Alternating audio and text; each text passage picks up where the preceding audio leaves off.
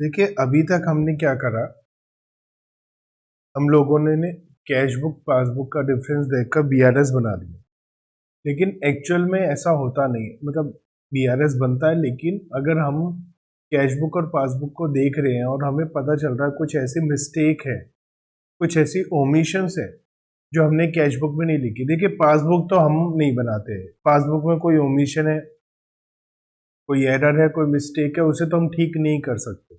लेकिन cash book तो हम ही बनाते हैं, उसे तो हम ठीक कर सकते हैं ना। तो अगर हम देख रहे हैं कि कैश बुक हमारे हाथ में और पासबुक हमारे हाथ में और बैंक के स्टेटमेंट हमारे हाथ में, दोनों को कंपेयर कर रहे हैं, तो जो हमें पता चल रहा है कैश बुक की मिस्टेक है, एरर्स हैं, ओमिशंस है, उन्हें ठीक कर दो ना। उन्हें बीआरएस में क्या जरूरत है लिखने की, उसे कैश बुक में ठीक कर दो। बीआरएस में वही चीजें लिखो जो हमारे कंट्रोल से बाहर है, जो हम कैश बुक में ठीक नहीं कर सकते। तो यहाँ पर अब हम कैश बुक को ठीक करके बीआरएस बनाना सीखेंगे। Bank reconciliation statement with corrected या एडजस्टेड या amended cash book.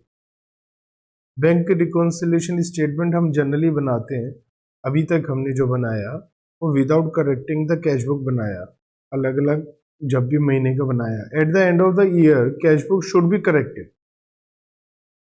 For the entries that, वैसे कायदे से होता है, हर महीने जब एंड में मनाते हैं तो हम उसे करेक्ट नहीं करते। रीजन बीइंग, सपोज हमने कोई ट्रांजैक्शन अभी नहीं लिखी और हम सपोज जुलाई एंड में देख रहे हैं, तो अगस्त में हम कर देंगे। लेकिन जब हम 31 मार्च को देख रहे होते हैं तो 31 मार्च को ही करनी पड़ेगी, ठीक, क्योंकि नेक्स्ट ईयर फिर हमारा प्रॉब्लम हो जाएगी। इस ईयर के ट्रांजेक्शन नेक्स्ट ईयर में नहीं आनी चाहिए, तो इसीलिए लिखा है हर महीने, तो हम अगले महीने कर देते हैं, कोई टेंशन नहीं है, बिना करेक्टेड किए भी हम बना लेते हैं बीआरएस। लेकिन अगर मार्च एंड है, ईयर एंड है, तो हमें फिर उसे करेक्ट करना चाहिए। तो इसे ठीक करना चाहिए, but have not been recorded in the cash book. जो एंट्री हमने कैश बुक में रिकॉर्ड नहीं करी, उसे कैश बुक में रिकॉर्ड करना चाहिए before preparing BRS. It is so because otherwise correct expense, income and bank balance may not be shown in the financial statements. अगर हमने ये काम नहीं किया तो हमारी बैलेंस शीट में जो कैश बुक का बैंक बैलेंस होगा वो ठीक नहीं होगा, पी&एल और बैलेंस शीट भी ठीक नहीं बनेगी। कैश बुक जो करेक्टेड है by recording the entries which should have been recorded in the cash book but not recorded, such as bank charges, interest on overdraft etc.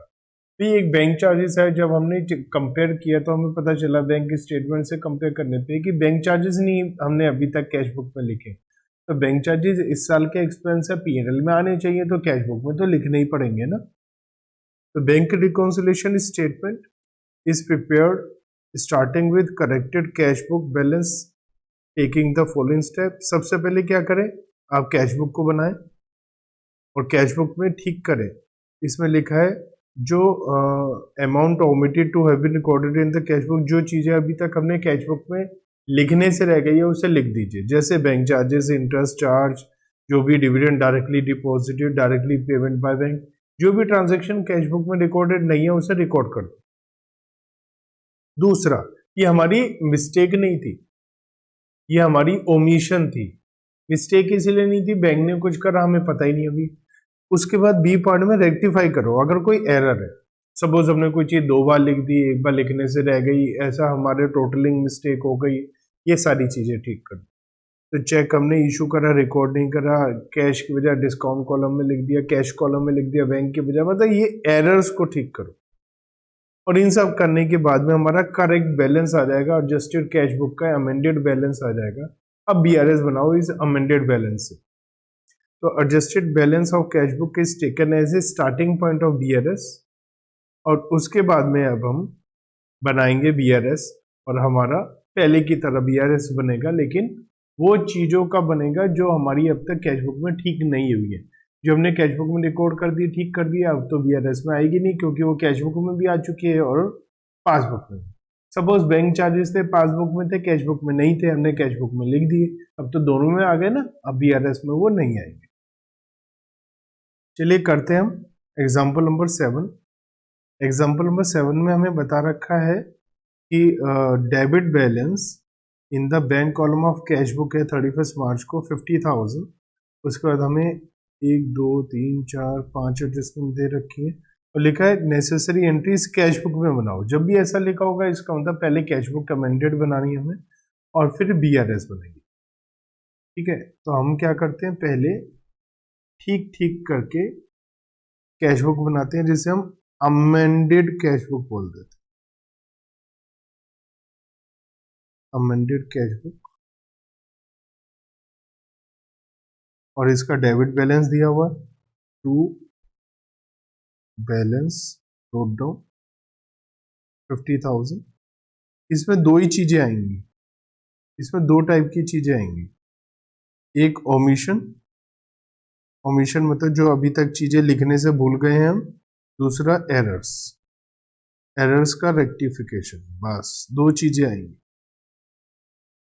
तो फर्स्ट एडजस्ट सेकंड पॉइंट हम देखते हैं। Second point में लिखा हुआ है check deposit किए bank में लेकिन अभी तक कलेक्ट नहीं हुए। चेक हमने डिपॉजिट किए लेकिन अभी तक कलेक्ट नहीं हुए, तो ये हमने कैश बुक में तो लिख दिए, पासबुक में अब तक आए नहीं, तो ये हमारी कोई एरर तो है नहीं, कोई मिस्टेक तो है नहीं कैश बुक में, तो ये तो कैश बुक में नहीं आएगी। नेक्स्ट है चेक हमने इशू किए अभी तक प्रेजेंट नहीं हुआ, तो ये हमारी कैश बुक में तो कोई मिस्टेक नहीं है, नहीं आएगा हमारी कैश बुक में। बैंक चार्जेस है 50K लेकिन वो अब तक कैश बुक में रिकॉर्ड नहीं किए, इसे तो हमें रिकॉर्ड करना चाहिए, तो ये अमेंडेड कैश बुक में लिख देते हैं बैंक चार्जेस 50। अब ये बैंक चार्जेस हमने कैश बुक में लिख दिए, पासबुक में भी लिख दिए, कैश बुक में भी लिख दिए, तो इसका मतलब अब ये हमारे बीआरएस में नहीं आएगा, तो मैं इसे कट कर रहा हूँ ताकि बीआरएस में गलती से ना आ जाए। जो कट होने से रह जाएगा उसे बीआरएस में लिख दूंगा, टाइम सेव होगा, मुझे पूरा क्वेश्चन दोबारा से नहीं देखना पड़ेगा।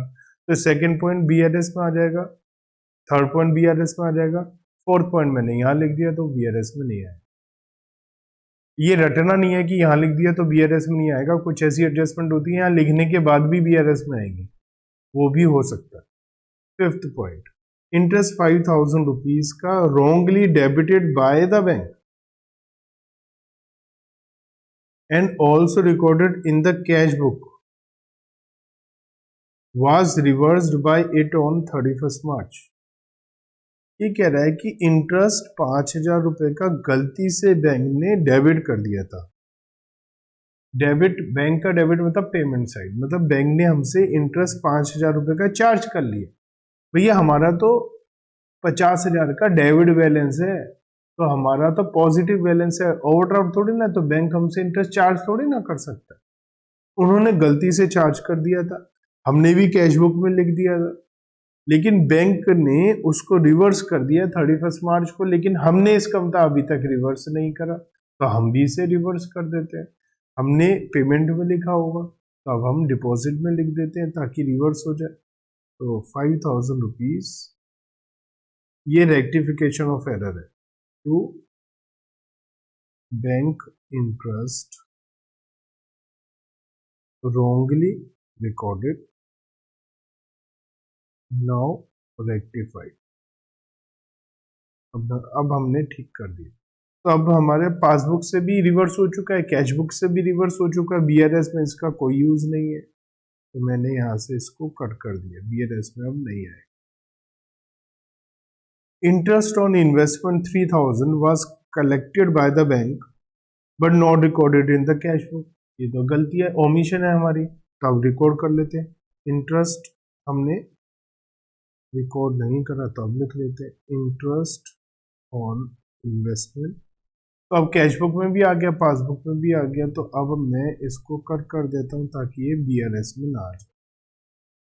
तो मैं अब टोटल करता हूं, कैश बुक का टोटल क्या आ गया, क्या आ गया टोटल 58,000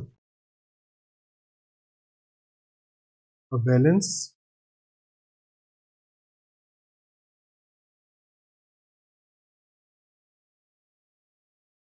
अब मैं जब बीआरएस बनाता हूं तो ये मेरा स्टार्टिंग पॉइंट हो जाए,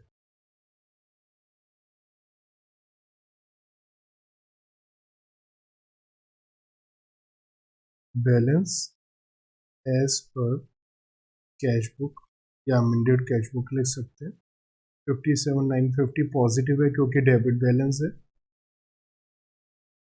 अब दो ही एडजस्टमेंट आनी है यहाँ, check deposited into the bank but not collected. तो हमने चेक डिपॉजिट किया, कैश बुक का बैलेंस बढ़ चुका है, पासबुक में कम बैलेंस है, टाइप 1 हो गया, माइनस करना पड़ेगा मुझे 5,000, यहाँ पर लिख दूंगा मैं जो भी एडजस्टमेंट है।